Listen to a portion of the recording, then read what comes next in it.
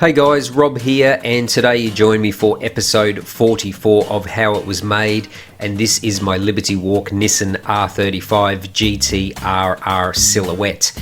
Now these pictures actually came off Kato-san's Instagram page. I couldn't find them on Google, and this is the model that I want to paint to. Now I'm starting with a model that is the same, which is this top speed 1/18 scale Silhouette GT-RR, and this one came in matte black and the retail was $185 US. First steps, as always, is to disassemble the model. Now there's not that many parts in these top speed models. Really quite disappointed at the level of detail, as you'll see further along in this video. Really not that many parts came off this model to disassemble it. Now there were a couple of little issues where the rear wing was glued in with large blocks, and I did have to do a bit of repair work, and trying to get the carbon fibre decal off with acetone free nail polish remover took an hour and a half. It was really stubborn to get off, but that was removed, and then after the body was cleaned in wax and grease remover, it was put in white primer to dry. Now let's talk about the interior on these models. It is very, very disappointing for the price of these models. This is the detail. Crooked decals, and there's not even an instrument cluster, speedo and tachometer in place. It's just blank.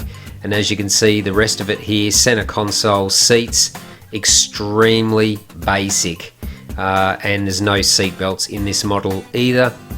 So I decided to try and dress it up a little bit. I added some black flocking to cut as carpet, and also found some seat belts in the parts box that I'll be adding to give it a bit more realism. Really disappointing that a model of this price point does not even have seat belts in there. I then applied a new decal to the steering wheel and actually added some speedometer and tachometer. Okay, I then sanded the white primer and painted the model in Ferrari red. So this is Ferrari Rosso Corsa 322. I then put a light coat of clear on top of it. So that's the first stage for this repaint. Next stage is to paint the black roof and the black lower section of the body. So it was carefully masked up, and then it was sprayed in black base coat, as well as the mirrors. Then all the masking was removed, and you can see how this is starting to appear like the picture. Now one thing I have to do is add the fine pinstripe above the bottom black section, and I'll do that with decals in a moment. But I did have to paint the front center mouth of the grille in silver, so I just masked up the body and sprayed that in silver.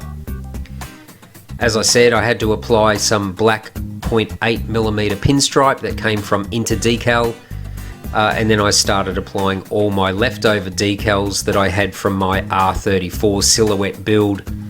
So I always order decals, custom decals in multiples.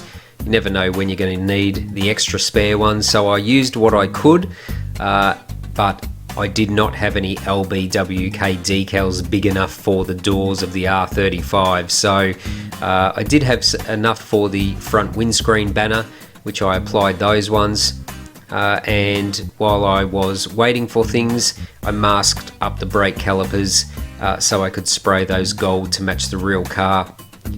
Now I started this model when I started the R34 build, but because I had to wait a couple of months for the decals, this model sat around for a couple of months out of the dust until my new decals arrived from TK Diecast. So he was able to print me up some large decals for the doors, as you can see here, the large LBWK, and I was missing some smaller Skyline and Nissan PDC decals for the rear of the model as well. I did have some spares, but they were too big for this location on the model.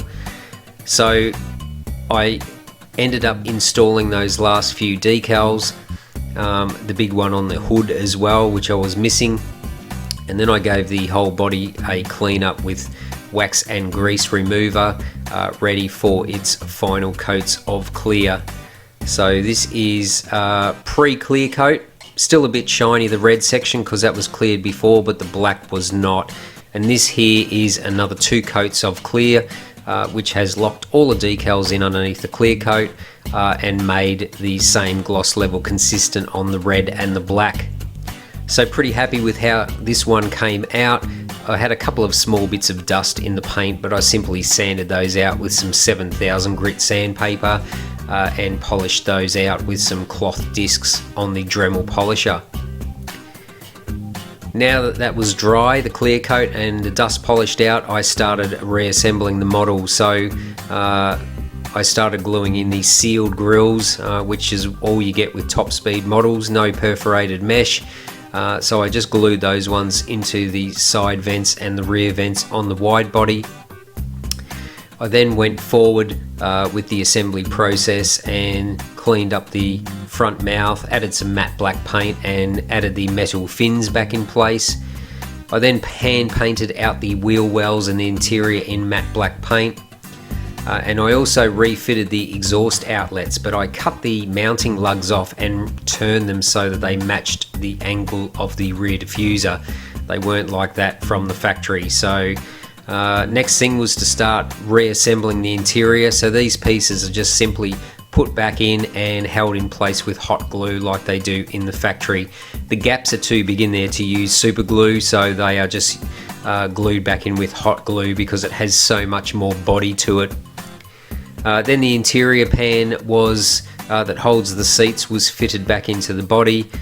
The axles and the brake assemblies and wheels were just slipped back into the slots of the resin body, and then the floor was screwed on for the final time.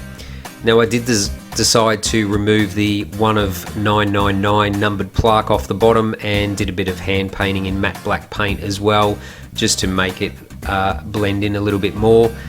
One thing they did get right on this model is the stance. It does sit very low. Here you can see I'm starting to glue the windows back into the models. I'm just using micro scale crystal clear glue. It's a water based glue and you can do easy cleanup with a damp Q-tip. So once all the windows were in, I glued the rear number plate back on the model. I then glued the rear wing back onto the model as well. I'm just using a Bob Smith Industries super glue for that.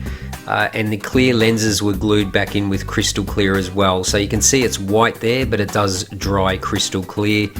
Another example of the poor detailing on these models is the windscreen wipers, but they were glued back on and I had to add a better GTR logo to the front. And then the model was again screwed onto a BBR Alcantara base.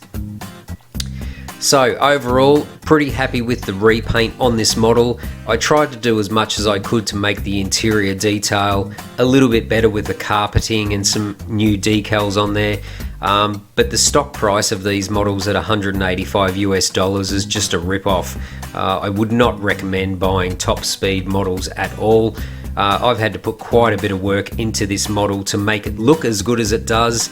It certainly does look a lot better than the matte black version that I started with, but as I say, for the amount of money that they charge for these top speed models, with all the sealed grills and really basic detail, not worth the money in my opinion.